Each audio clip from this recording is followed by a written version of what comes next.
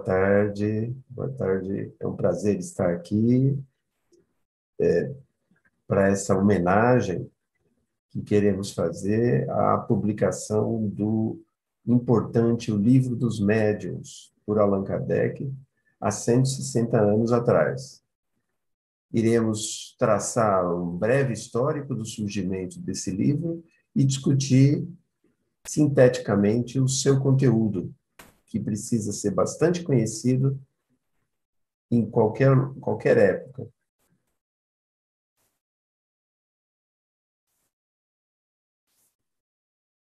Como nós sabemos, o Livro dos Médiuns foi elaborado e publicado por Allan Kardec, o fundador da doutrina espírita, em 15 de janeiro de 1861, na sua primeira edição.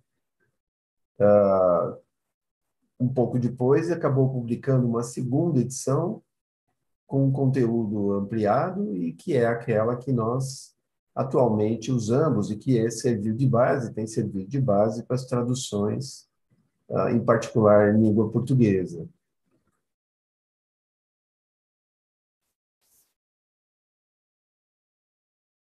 Quem foi, então, Allan Kardec, o autor desse livro? Então, em rápidas pinceladas, nós já conhecemos, Allan Kardec é o pseudônimo de Hippolyte Léon Denisard Rivel, um francês que nasceu em 1804 na cidade de Lyon, embora não tenha vivido a sua infância nessa mesma cidade. Completou os seus estudos básicos na escola do renomado Pestalozzi, em Yverdon, na Suíça, como nós também, a maioria de nós já sabe. Ali ele conviveu com jovens de diversos países, se confraternizou com pessoas com diferentes pensamentos religiosos, aprendeu a ter uma tolerância em relação a isso. Depois, aprendeu bastante a forma de trabalhar e o fundamento do modo de trabalhar de Pestalozzi, voltou para Paris e já em 1825 fundava uma escola primária baseado no método pestalozziano que ele tanto aprendeu e tanto se fez um aluno bastante destacado. Tornou-se professor e tornou-se escritor. Começou a escrever livros didáticos. Em 1823, publica o seu primeiro livro, um curso prático e teórico de aritmética. Depois, em 45, publica um curso completo de aritmética. Depois, ditados, livros didáticos voltados para aritmética, matemática, para a língua francesa, com a preocupação também da melhoria da educação básica na França, educação pública, que não era como hoje, não é? Direito, aqui no Brasil, por exemplo, direito de todos. Fez propostas para a melhoria da educação, submeteu essas propostas, chegou até a ganhar um prêmio num concurso a respeito disso. Fundou um instituto, em 1826, o Instituto Rivel, em Paris, que é um instituto que ele ensinava, não é? Inclusive várias matérias, não só uma.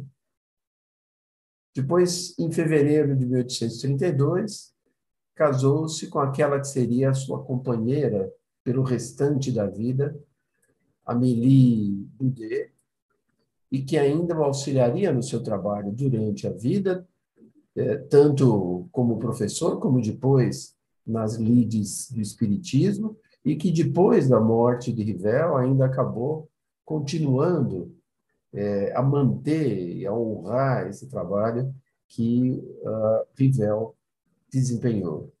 Ela era professora de belas artes, de letras, era artista, também escreveu alguns livros, era também um intelectual como ele. Ele teve que trabalhar não só como professor, trabalhou também como contador para poder ajudar os custos junto com a sua atividade de professor, e mesmo no seu ideal de ensino, a partir de 1835, manteve na sua casa cursos gratuitos, né, de diversas disciplinas, química, física, astronomia, anatomia, ajudando os estudantes a poderem, o seu desempenho escolar, os exames que eles iriam fazer para o futuro, e etc., né? Só em 1854 foi que o professor Rivel ouviu falar pela primeira vez do fenômeno que estava tomando conta já há algum tempo da Europa, das chamadas mesas girantes, né? Cuja prática começou nos Estados Unidos e que acabou sendo, digamos assim, exportada para a Europa e acabou se difundindo, e que ocorria nos salões da alta sociedade de Paris e de outras capitais. Um amigo de Rivel, o Sr. Fortier, que era magnetizador, o convidou para essas reuniões. A princípio, o Rivel relutou, ele era, na sua formação, ele era bastante cético, não tinha tendências religiosas nítidas, né? E quando eu dizia que as mesas se moviam por si só, inclusive até respondiam perguntas, ele ficou bastante cético, mas pela insistência de alguns amigos que estudavam magnetismo, como ele também estudou durante bastante tempo magnetismo, acabou, então, resolvendo acompanhá-lo. E lá ele se convenceu dos fenômenos, não é? E, diferentemente da maioria das pessoas que viam naquilo uma distração, não é? Ele acabou procurando estudar de maneira bastante aprofundada aqueles fenômenos. Em 1855, ele assistiu pela primeira vez à reunião dessas mesas girantes na casa de uma sonâmbula, que é a senhora Roger, não é? Os magnetizadores estudavam o fenômeno do sonambulismo, mas especificamente na casa dessa sonâmbula, que era estudada, acontecia também esses fenômenos das mesas girantes. Ele resolveu, então, pesquisar o fenômeno e começou a observar, começou a fazer também questões, não só questões frívolas, mas questões de interesse, de conhecimento, dúvidas até que ele tinha, e foi ver também se esse tipo se o modo como as coisas aconteciam ocorriam da mesma forma em outras casas. Foi visitar outras reuniões de mesas girantes. O seu estudo resultou, como nós sabemos, na publicação do Livro dos Espíritos, cuja primeira edição foi publicada em 18 de abril de 1857, que que incluía 501 perguntas. 501 perguntas filosóficas, não é? Ali nessa primeira versão do Livro dos Espíritos, que ele resolveu compartilhar, então, com as outras pessoas, e não só para si, não é? Ele fazia diversas perguntas e recolhia as respostas que os espíritos davam através dos métodos disponíveis. Para que isso acontecesse, vários médiuns concorreram, em particular as irmãs Caroline e Julie Baudin, a senhora Jafé, a senhorita Jafé e a senhorita Irmãs Defoe, nessa primeira fase. Depois, seguindo o seu estudo, ele percebeu que, na verdade, ele precisaria fazer muito mais pesquisas, porque outros esclarecimentos estavam vindo a partir de outras reuniões que ele continuava a frequentar. Ele percebeu que ele precisaria ter um espaço para pudesse desenvolver as suas pesquisas independentemente da casa e das famílias das outras pessoas. Então, em 1858, ele acabou fundando a Sociedade Parisiense de Estudos Espíritas, em princípio na sua residência, depois alugou um espaço para isso, contando com alguns médiuns e com pessoas interessadas, nesses estudos. Começou a receber correspondência de pessoas que diziam que também estavam produzindo esses mesmos tipos de fenômenos, esses mesmos, recebendo esclarecimentos também dos espíritos, com muitas dúvidas, não é? E acabou criando uma revista mensal, que ele começou a publicar ao seu próprio custo, né? E que ele, então, publicava respostas que os espíritos davam para ele, perguntas que vinham pelas correspondências, fatos de que ele tomava conhecimento, esclarecimentos que vinham, dissertações que vinham de esclarecimentos dos espíritos, e que servia para, como ele mesmo dizia, como uma espécie de laboratório para a formulação da então nascente doutrina espírita, ou espiritismo, como termo que ele cunhou no Livro dos Espíritos. Em 1860, já ele publicaria a segunda edição do Livro dos Espíritos, já com mais do que o dobro de perguntas, já tendo aí a colaboração de cerca de 10 médiuns, não é? Então, expandindo o seu trabalho. Depois, na sequência do seu trabalho, outras obras ele acabou publicando, em paralelo com a publicação mental da Revista Espírita, não é? E que ficaram sendo as obras mais conhecidas, consideradas mais importantes, digamos assim, da produção da fase espírita pós-1857 de Allan Kardec, né? Então, ele publicou várias obras fundamentais. O Livro dos Espíritos, então, em 18 de abril de 1857, a primeira edição. Depois publicaria o Livro dos Médiuns, de que nós vamos estar tratando logo mais, em 1861. Em 64 sairia o Evangelho segundo o Espiritismo. Depois o Céu e o Inferno, ou a Justiça Divina segundo o Espiritismo, em 1865. A Gênese, os Milagres e as Predições segundo o Espiritismo, em 1868. Em 1869, ele viria a desencarnar, em março de 1869. Mas a produção dele, nesse período, não se resumiu a essas 5 obras. Essas são as mais conhecidas, as primeiras a serem traduzidas, inclusive em português, no Brasil, ainda no século XIX, né, fim do século XIX, mas ele publicou várias outras, né? Em particular, antes do Livro dos Médiuns, ele publicou essa obra bastante interessante, que ficou conhecida como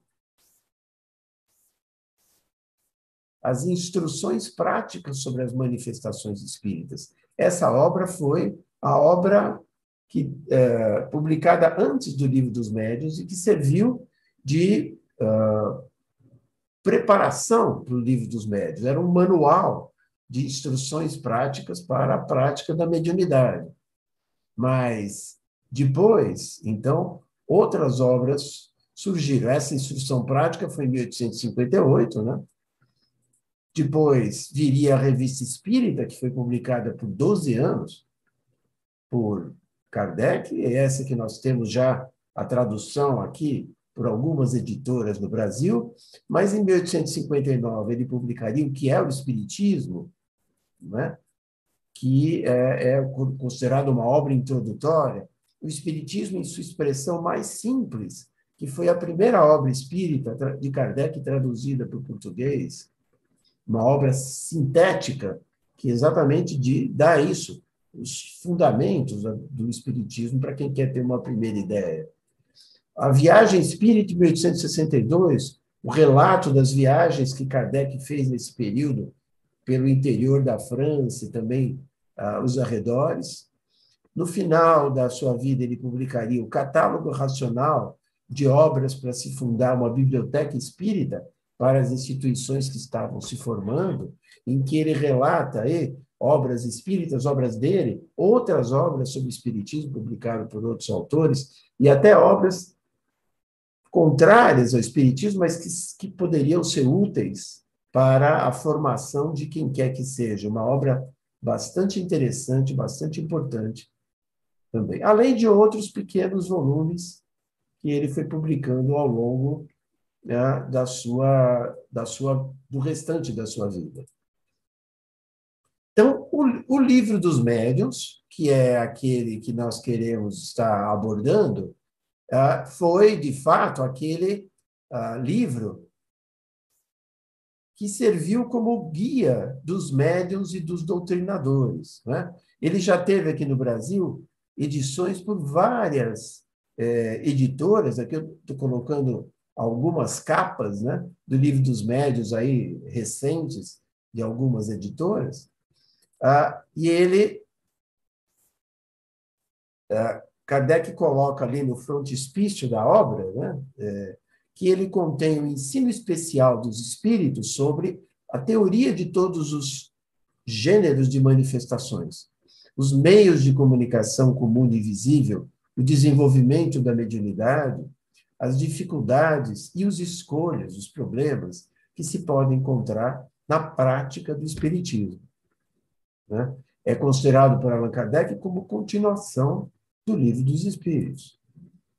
Então, aqui a gente tem um sumário, né, a partir do índice da obra, para que a gente tenha uma ideia do que aborda esse livro tão importante. A primeira parte, então, do livro é de noções preliminares. Então, no capítulo 1, Kardec discute sobre se existiriam ou não os espíritos.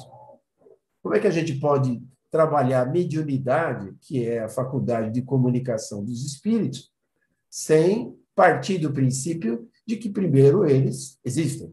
Então, Kardec discute, então, se de fato existem os espíritos, dá argumentos para isso. No segundo capítulo, ele trabalha a questão do maravilhoso e do sobrenatural. Seriam os fenômenos produzidos pelos espíritos algo sobrenatural? Seriam coisas miraculosas? Então, ele vai discutir se, de fato, são coisas naturais ou coisas miraculosas, e acaba concluindo que, claro, são fenômenos naturais que podem ser estudados, que foram estudados por ele e que certamente seriam mais tarde também por outros pesquisadores, como qualquer outro fenômeno da natureza, com método próprio, claro. No capítulo 3, ele estuda o método de como que a gente pode conhecer, então, o Espiritismo. E ele analisa que o Espiritismo, mesmo já naqueles primeiros anos de tarefa, de desenvolvimento, de formulação do Espiritismo, o Espiritismo não era algo que se poderia conhecer numa conversa rápida, num estudo superficial, não é? Mas era algo que precisava ser estudado com vagar, com profundidade, com reflexão, com meditação. E ali ele colocava que o Espiritismo deveria ser objeto, de fato, de um ensino. E ele até perguntava, mas que as pessoas não fiquem surpresas de nós falarmos de ensino do Espiritismo, porque é algo, qualquer filosofia, ele dizia, é passível de ensino. Agora, como seria o melhor método de ensino?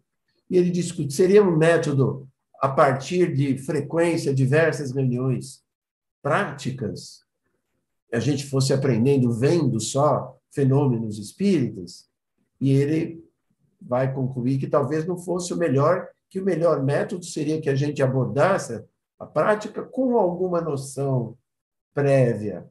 E ele, então, sugere que e propõe que um método mais adequado seria o método de primeiro ler algumas obras fundamentais, introdutórias, e ele sugere as próprias obras, né? O que é o Espiritismo, o Livro dos Espíritos e agora o Livro dos Médiuns, que estava sendo elaborado.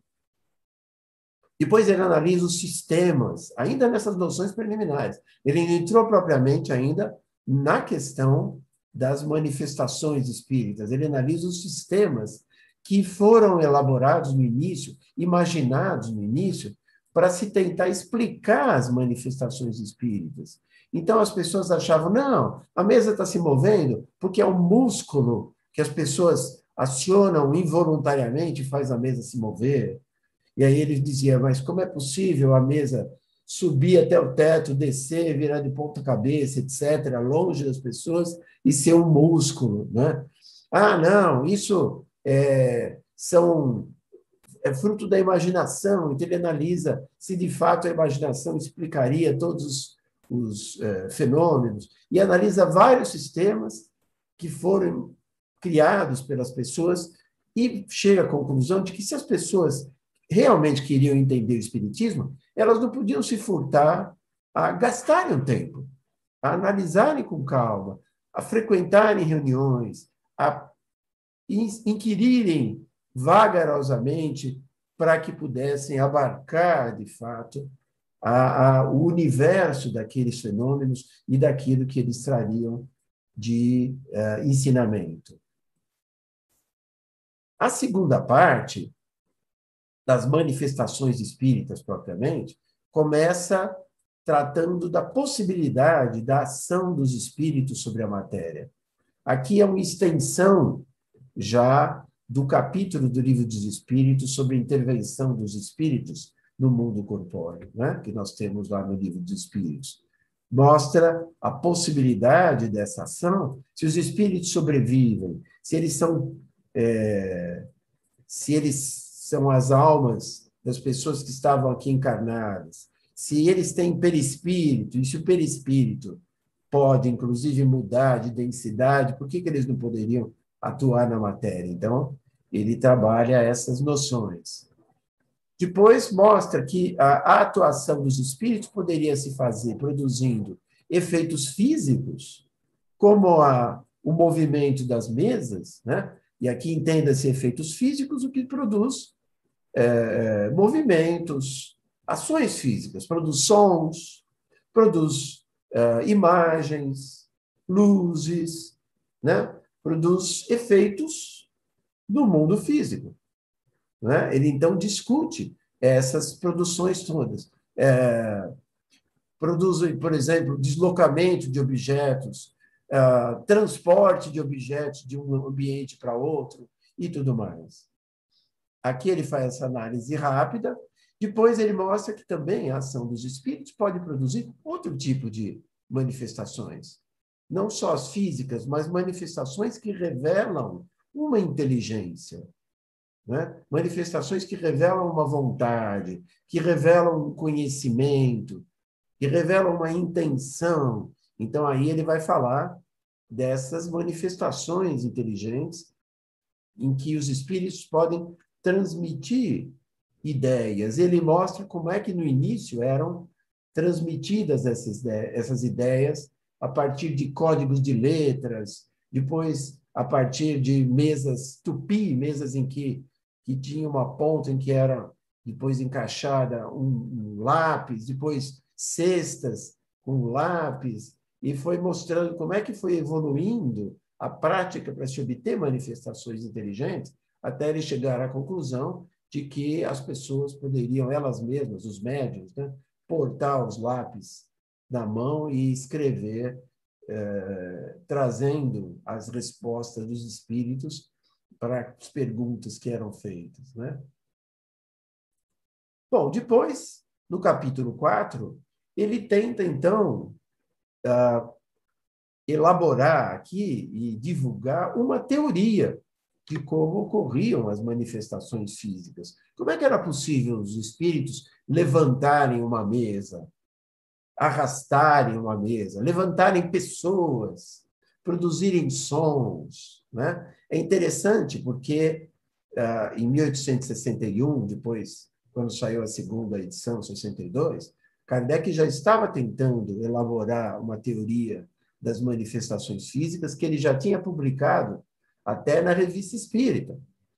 Ele publica e depois ele publicou no começo, no primeiro ano da Revista Espírita, depois, alguns números depois, ele veio a público e disse, olha, lembra aquela teoria que eu publiquei lá no mês tal? Então, foram observados outros fenômenos E aí verificamos que aquela teoria não era suficiente para explicar todos aqueles fenômenos. Então, agora nós estamos reformulando a teoria que nós propusemos e agora estamos com uma outra visão. E ele aí, então, detalhou essa outra teoria que ele, então, consolidou aqui no capítulo 4 do livro dos médiuns, né? Essa outra teoria mostra, é interessante para explicar a mecânica desses efeitos físicos, né? Que a gente é muito interessante que a gente leia esse capítulo e veja como é que se explica, como é que se pode explicar esses fenômenos, né? Outros cientistas, depois de Kardec, pesquisaram os fenômenos físicos na França, na Inglaterra, na Alemanha, mesmo aqui no Brasil, depois, né, no século XX, não é? E muito das ideias que eles chegaram, as conclusões que eles chegaram, não fogem muito das teorias que Kardec colocou aqui. É muito interessante a gente fazer essa comparação. Depois ele mostra que os fenômenos físicos, no capítulo 5, nem sempre ocorrem quando a gente deseja. Se a gente se propõe a investigar as manifestações mediúnicas físicas, como se a gente faz uma investigação de laboratório, né? Não significa dizer que elas vão ocorrer no momento que a gente deseja e da forma que a gente deseja. Porque por trás dessas manifestações estão seres inteligentes, que têm vontade própria. Eles podem concordar ou não com aquilo que a gente pede, com aquilo que a gente sugere.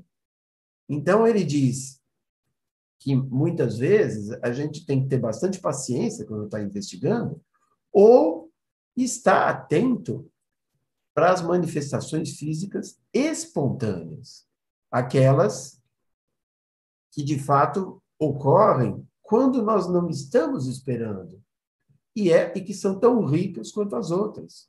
Muitas vezes, o fenômeno das aparições, por exemplo, quando os espíritos aparecem inesperadamente para outra pessoa, não é? As aparições espontâneas são fenômenos que podem ser também investigados, né? As vozes que espontaneamente acontecem, que são ouvidas, são fenômenos que também podem ser investigados. Depois, Kardec, no capítulo 6, fala das manifestações visuais, tanto espontâneas quanto não, né? Então, os espíritos, como os espíritos podem ser visualizados, como eles podem ser visualizados quando se está acordado, quando não se está acordado, quando se está dormindo, quando eles a forma como eles aparecem, que pode variar de uma pessoa para outra, não é? Então, aqui ele analisa os fenômenos de vidência, de clarividência, de dupla vista, que se manifestam aí em diversas maneiras, né?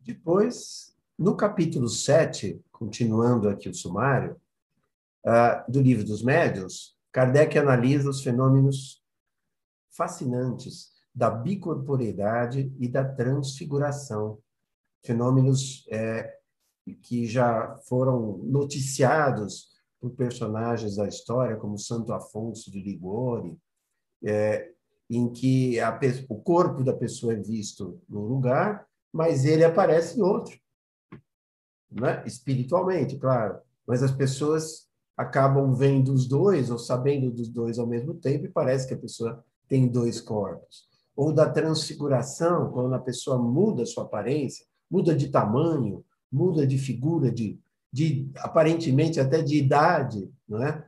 Num fenômeno mediúnico transitório, lógico, de transfiguração.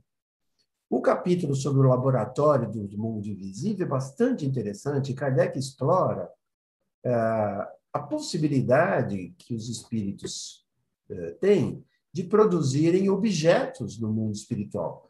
Os espíritos muitas vezes aparecem em manifestações visuais, vestindo certa roupa, segurando um determinado objeto, falando de lugares em que eles habitam.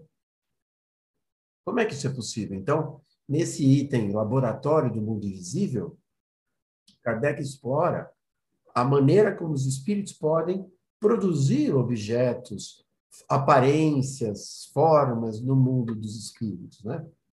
É importante a gente ressaltar que em todos esses capítulos sempre há mistura de textos produzidos por Kardec com perguntas, questões que, assim como no Livro dos Espíritos, Kardec faz para os espíritos e ele transcreve as respostas. Algumas respostas longas, Kardec transcreve e coloca até o autor, o nome que o espírito deu, né, da resposta, e outras nem tanto. Mas há várias questões também, né? Os locais assombrados, então, como é que se explica o aparecimento de espíritos, não é? Em locais, em castelos, em casas, que serviram aí para vários filmes, vários contos de terror? Como é que se explica isso? Até que ponto isso é possível? Até que ponto isso não é verdadeiro? A partir do capítulo 10, ele vai entrar mais especificamente sobre as comunicações espíritas, que é o assunto que traz mais contribuições para o conhecimento do espiritismo. Então, qual é a natureza das comunicações? Todas as comunicações são do mesmo tipo? Não, ele mostra que há comunicações de todas as qualidades. Há comunicações muito fracas, frívolas, há comunicações de termos chulos até, comunicações de espíritos, há comunicações de uma sabedoria acima de quem está perguntando, há comunicações com sabedoria abaixo, com conhecimento abaixo de quem pergunta, o reflexo de que no mundo dos espíritos há espíritos de todas as qualidades, como aqui no nosso mundo dos encarnados, né? Afinal, são as almas daqueles que estavam aqui encarnados.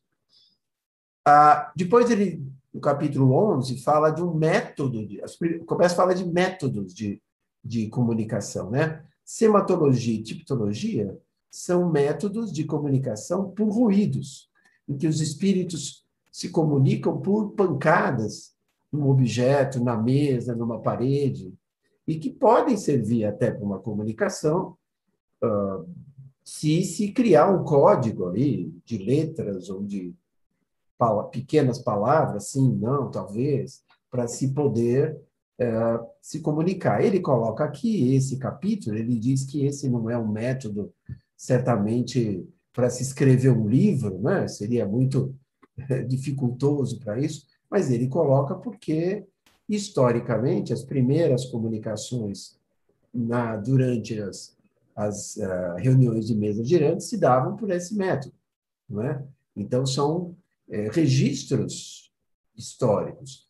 Não são mais justificáveis. Pode servir até para uma experiência, mas não para algo que se queira produzir algo mais volumoso, né? Depois ele fala da pneumatografia ou escrita direta, em que os espíritos escrevem, não pelas mãos de um médium, mas escrevem direto usando um lápis, um giz, né? Um giz numa lousa, um pincel numa parede, um lápis no papel, em que o lápis se movimenta, o giz se movimenta, ou aparece de cara, sem, inesperadamente, né? As palavras escritas pelos espíritos. Da mesma maneira como os sons que aparecem no ambiente, não é? E que não são produzidos pelo aparelho fonador de ninguém encarnado. Então, ele explica isso e como que isso é possível. Depois ele entra na psicografia, de fato, que é a forma que Kardec coloca, que é a forma que dá maiores frutos. Principalmente a psicografia já em que o médium escreve o lápis, ou hoje a caneta, enfim, né? E que já produz diretos textos para respondendo perguntas, etc., ou dissertando sobre algum tema. Então, ele vai falar da psicografia, dos tipos de psicografia, das variações de psicografia que se manifestam de formas diferentes, né? A psicografia mecânica, a psicografia, enfim, intuitiva, ele vai falar disso. E depois ele vai falar dos médiums, de uma maneira geral, né? Então ele já começa com aquela famosa afirmação de que médium é todo mundo que sente, de alguma maneira, a ação dos espíritos. Então, dificilmente alguém escapa dessa definição, de forma que nós podemos dizer que todos somos médiuns. Mas ele vai aqui descrever as variedades de manifestação mediúnica, não é? Então, ele descreve os médiuns de efeitos físicos, os vários tipos de mediunidade de médiuns de efeitos físicos, os que se prestam só ao transporte de objetos, à levitação, a só produzir sons, a produzir músicas, enfim, né? Os médiuns escreventes ou psicógrafos, então esses que escrevem acordados, né, recebendo o pensamento e escrevendo conscientemente, aqueles que escrevem desacordados, a psicografia direta, e os tipos de psicografia que podem existir, os médiuns que são psicógrafos de mais de textos históricos, ou mais de textos científicos, ou mais de poesias, ou que escreve melhor de noite, ou escreve melhor de dia, as variedades de médiuns que podem existir, que ele teve, então, contato, né? Depois ele vai falar de médiuns especiais, que, então, são em que ele, de alguma maneira, tenta traçar um quadro sinótico. Ele tenta classificar os vários tipos de médiuns e colocando mais um ou outro que ele não tinha colocado nos capítulos anteriores, que são faculdades existentes, mas não tão, talvez, frequentes quanto as outras. No capítulo 17, ele vai trabalhar a formação dos médiuns. Como é que a pessoa pode, então, desenvolver a sua mediunidade, né?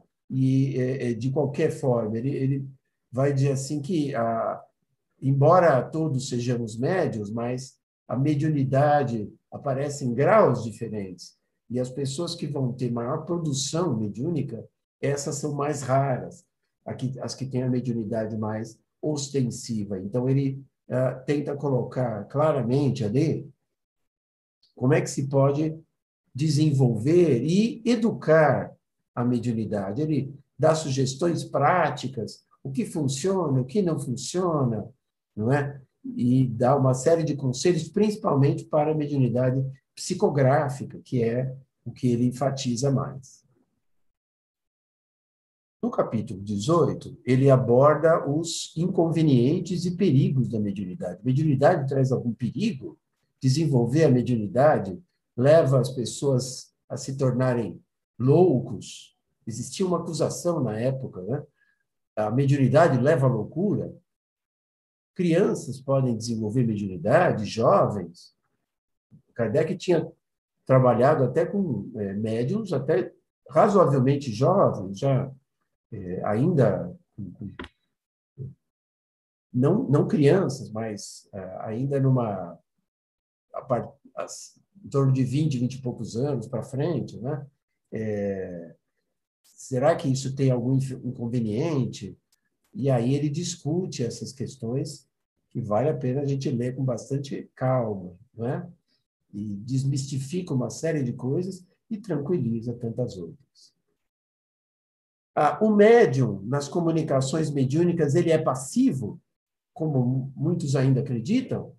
Então, Kardec vai estudar essa questão da passividade. Ele mostra que não, que o papel dos médiuns na comunicação é um papel bastante importante, bastante ativo, né?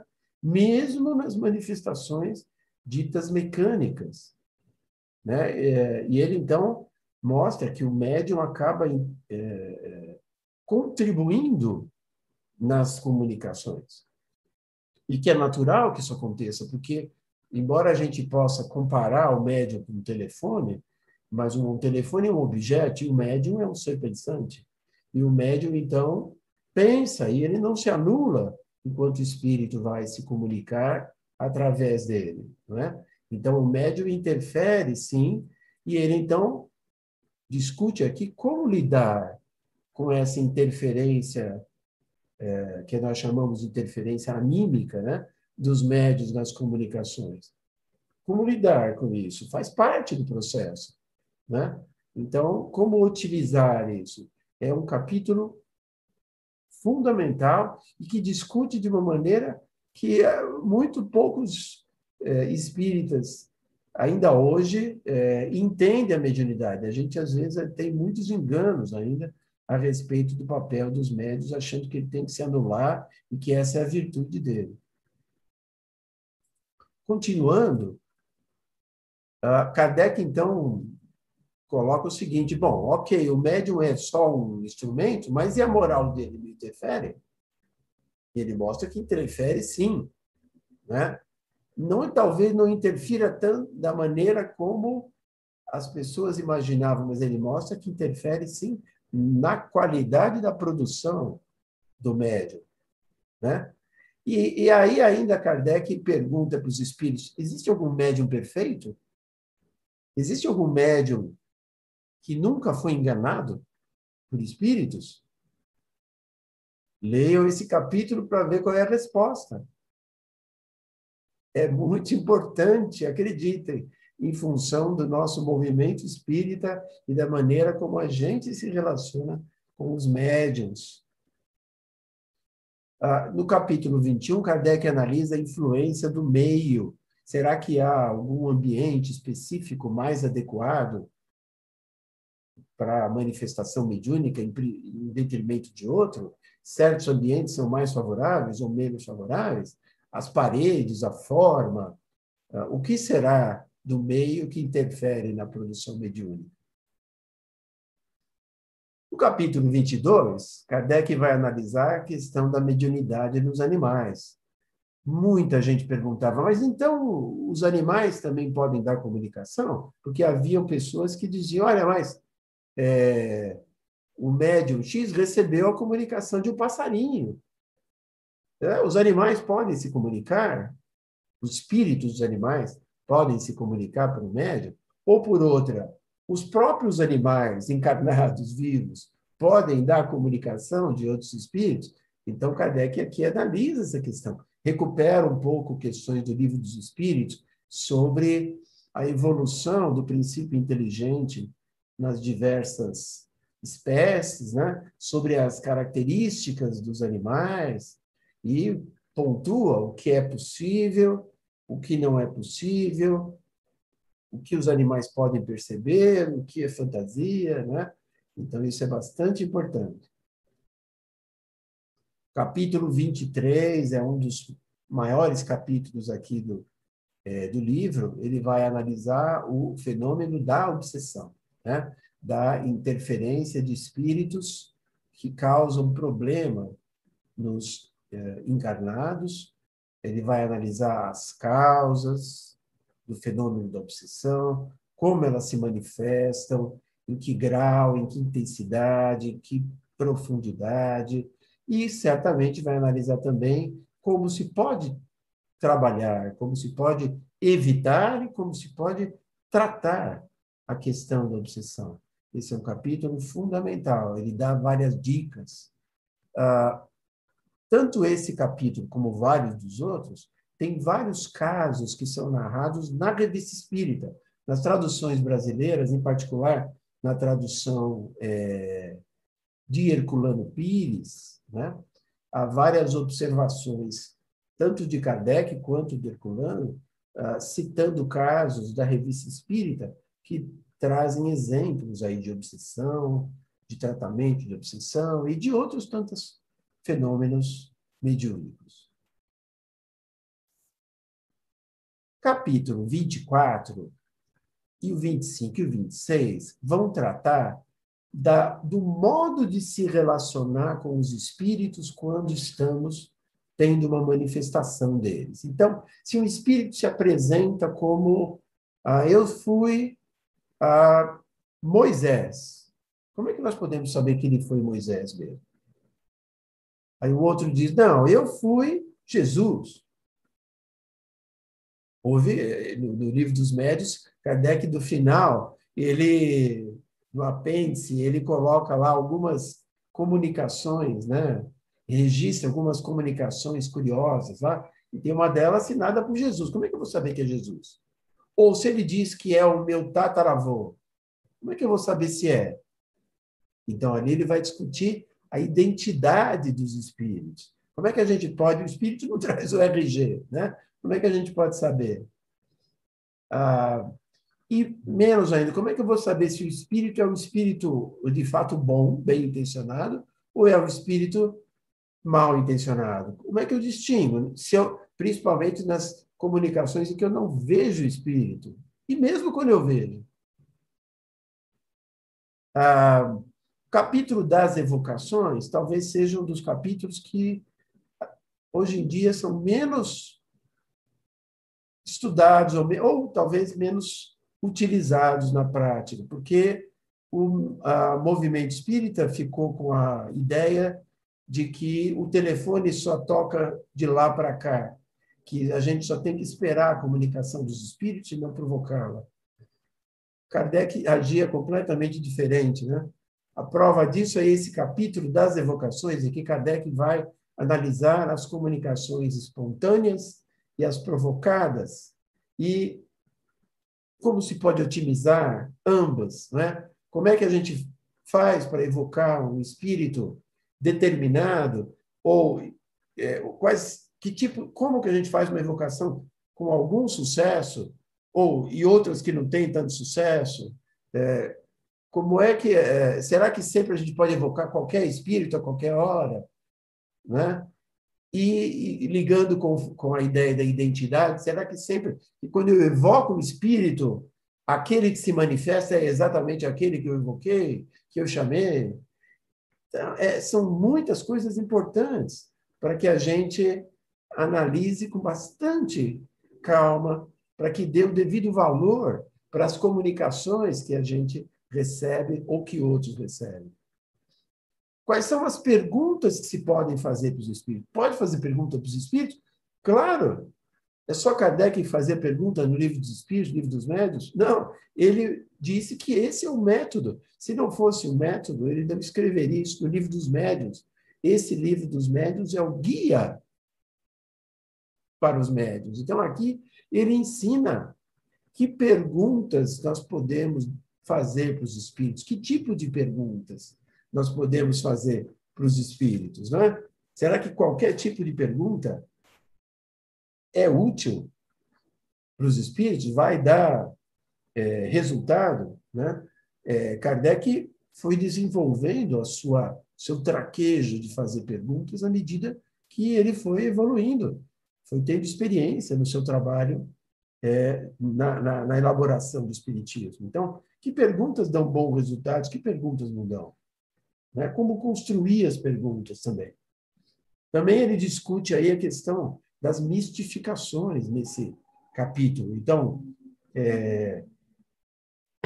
quando que o espírito está fingindo ser alguém que ele não é, ou fingindo ter algum conhecimento que ele de fato não tem. Ou quando o médium, né, está enganando. E para isso nós já entramos também no capítulo 27, desculpa, isso que eu falei das mistificações está no capítulo 27, capítulo 28 do charlatanismo e prestidigitação. O charlatanismo é quando exatamente o médium finge dar comunicação, finge manifestar intencionalmente. Aí ele está sendo um charlatão, né? Ele está querendo conquistar alguma vantagem financeira ou de prestígio ou qualquer outra, fingindo ser o que ele não é, né? Na história do espiritismo, nós tivemos casos de médiuns que muito bons, que davam comunicações bastante produtivas e que acabaram, em certa época da vida, se prestando a charlatanismo por querer fazer shows que poderiam render para ele algum tipo de compensação financeira, por exemplo. Isso aconteceu em uma parte da vida das próprias irmãs Fox, né? Discute a prestidigitação. Uma das críticas que se fazia é que mágicos de salão eram capazes de reproduzir alguns fenômenos que aconteciam em sessões, principalmente sessões de efeitos físicos, né? Sessões mediúnicas. E aí Kardec analisa isso e fala, de fato, há vários médiums, vários mágicos muito hábeis em produzir isso. Mas será que são capazes de produzir todos os fenômenos? E o fato de que alguém finge, isso é sinal de que o fenômeno em si não existe? Né? O fato de algum médico fraudar uma consulta, uma receita, isso é sinal de que não tem bons médicos? Então, Kardec faz essa análise, né? Nos capítulos finais, no capítulo 29 e no 30, ele fala sobre a organização de reuniões e de sociedades espíritas, fala os tipos de reuniões, sugere, né?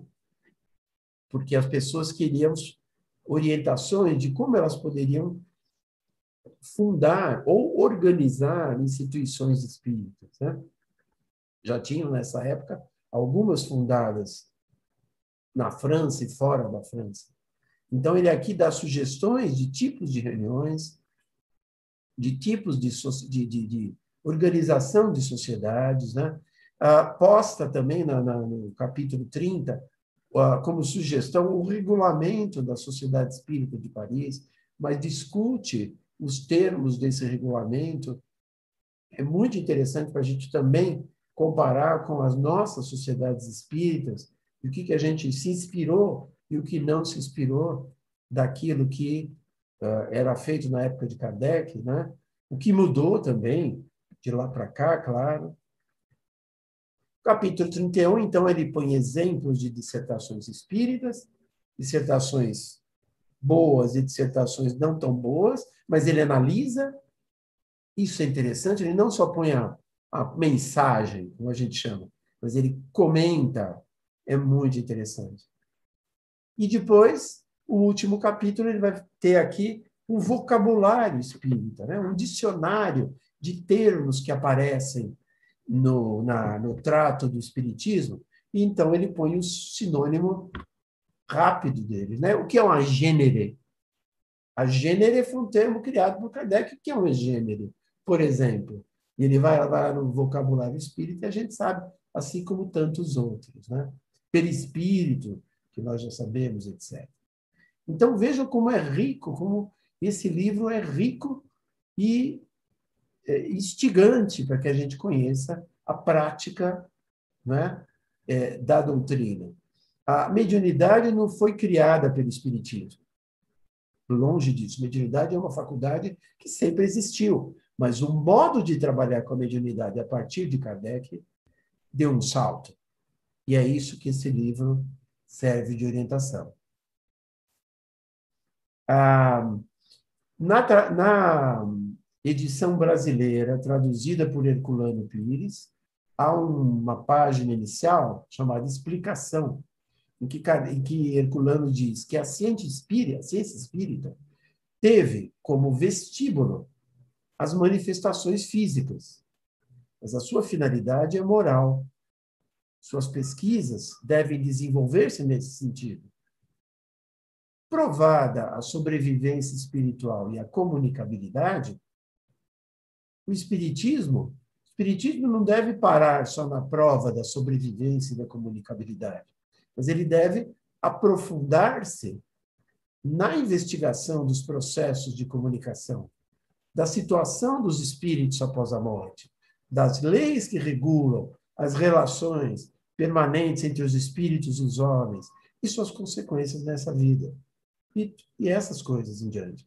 Então, Herculano diz que, então, não se para só nas manifestações físicas, como exatamente Kardec fez. Outros investigadores só ficaram pesquisando as manifestações físicas. É importante? É importante, mas existe uma riqueza que está além disso. O primeira parte do livro dos médiuns é uma introdução, antes do capítulo 1, há uma introdução de Kardec mesmo, que nas edições brasileiras também tem a tradução. E há um parágrafo em que ele diz assim, Kardec, né? Chegamos a publicar uma instrução prática, lembra? Para os médiuns que se encontram esgotada. Fizemos-la com objetivo sério, que as pessoas diziam, não precisa publicar um livrão, publica um manualzinho, vai publicar, vai desenvolver muito mais rápido os médiuns, né? Então, ele diz, fizemos-la com um objetivo sério e grave, mas, apesar disso, não a reimprimiríamos, pois já não corresponde à necessidade de esclarecimento completo das dificuldades que podem ser encontradas. Preferimos substituí-la por esta, em que reunimos todos os dados de uma longa experiência e de um estudo consciencioso.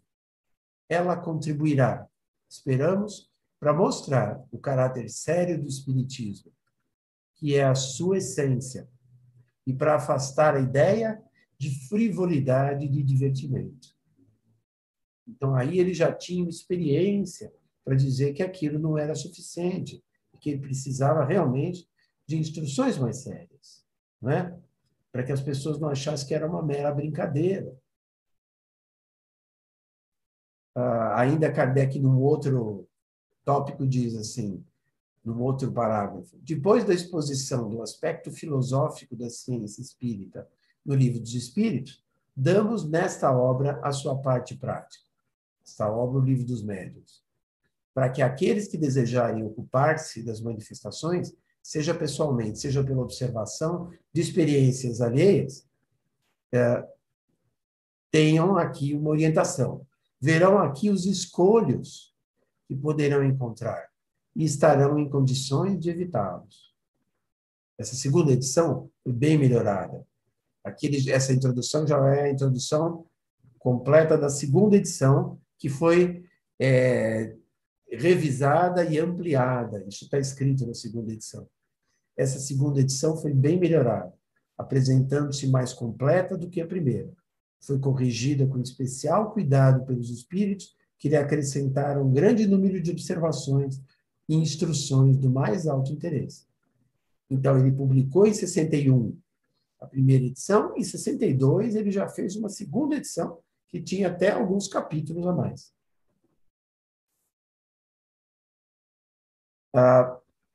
Kardec dizia lá na Revista Espírita, antes de publicação do Livro dos Médiuns, em julho de 59, Kardec dizia que a maneira de conversar com os espíritos é, pois, uma verdadeira arte que exige tato, conhecimento do terreno que pisamos e constitui, a bem dizer, o espiritismo prático.